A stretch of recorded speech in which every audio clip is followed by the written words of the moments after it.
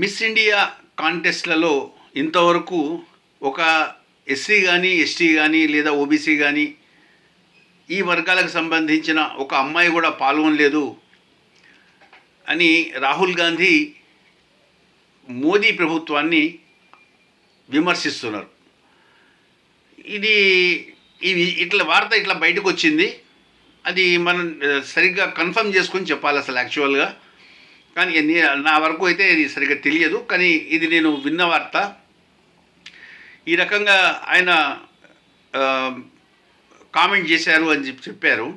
అయితే నా పరిశోధనలో నాకు తెలిసింది ఏంటంటే 2022 నవంబర్లో ఆయన మిస్ ఇండియా కాంటెస్ట్లలో మిస్ ఇండియాగా గెలిచిన అమ్మాయి రియా ఎక్కా